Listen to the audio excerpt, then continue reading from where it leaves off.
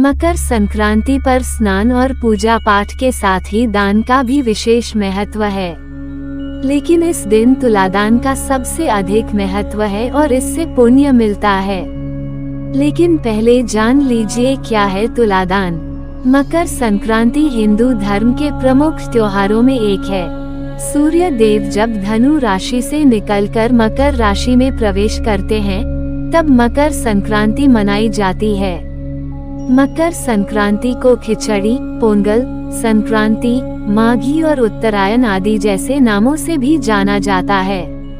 इस साल 2024 में मकर संक्रांति सोमवार 15 जनवरी को है। मकर संक्रांति के दिन लोग पवित्र नदी में स्नान करते हैं, सामर्थ्य अनुसार दान देते हैं, सूर्य उपासना करते हैं और पूजा पाठ आदि का करते हैं। इस दिन खिचड़ी खाने और दान करने का भी महत्व है। लेकिन इसी के साथ मकर संक्रांति पर तुलादान का भी विशेष महत्व है। ऐसी मान्यता है कि मकर संक्रांति पर किए तुलादान से बहुत लाभ होता है।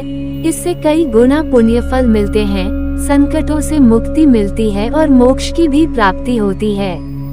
लेकिन सबसे पहले जानते हैं आखिर क्या है तुलादान, साथ ही इसके महत्व और नियम के बारे में। तुलादान क्या है? हिंदू धर्म में वैसे तो दान को बहुत ही पुण्य कार्य माना गया है, जिससे ईश्वर भी प्रसन्न होते हैं।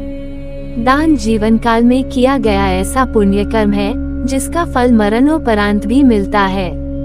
लेकिन सभी दानों में तुलादान को पुण्य दिलाने वाला दान माना जाता है। तुलादान ऐसे दान को कहते हैं जो व्यक्ति के भार के अनुसार दिया जाता है। तुलादान में आपको स्वयं या जिसके लिए भी आपको दान करना है, उसके वजन के बराबर अनाज का दान किसी जरूरतमंद को कर दें। तुलादान के नियम, तुलादान रूल्स। तुलादान करते समय इस बात का ध्यान रखें कि ये दान किसी ऐसे व्यक्ति को ही दें जो असहाय या जरूरतमंद हो। कभी भी अघाए हुए हो तुलादान न करें, वरना इसका फल नहीं मिलता। मकर संक्रांति पर स्नान के बाद ही तुलादान करें। बिना स्नान किए किसी भी प्रकार का दान नहीं करना चाहिए। तुलादान यदि शुक्ल पक्ष के रविवार को किया जाए तो सबसे उत्तम माना जाता है। मकर संक्रांति पर दान का विशेष महत्व होता है। ऐसे में इस दिन किए तुलादान का महत्व और अधिक बढ़ जाता है। तुलादान में आप अनाज, नवग्रह से जुड़ी चीजें या सतनाज जैसे गेहूं, चावल, दाल, मक्का, ज्वार, बाजरा, साबुत चना का दान कर सकते हैं।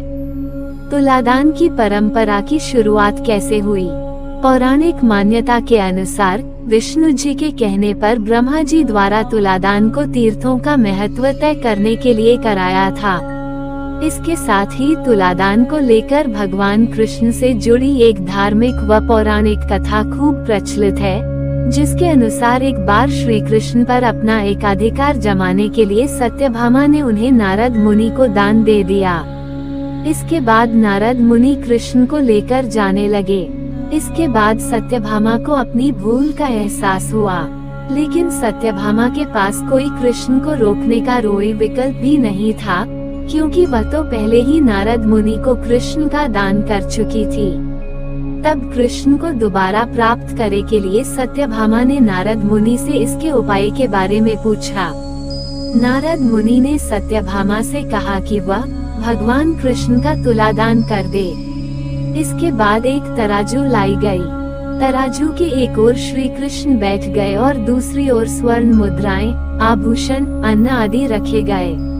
लेकिन इतना सब कुछ रखने के बाद भी कृष्ण की ओर का पलड़ा नहीं तक हिला।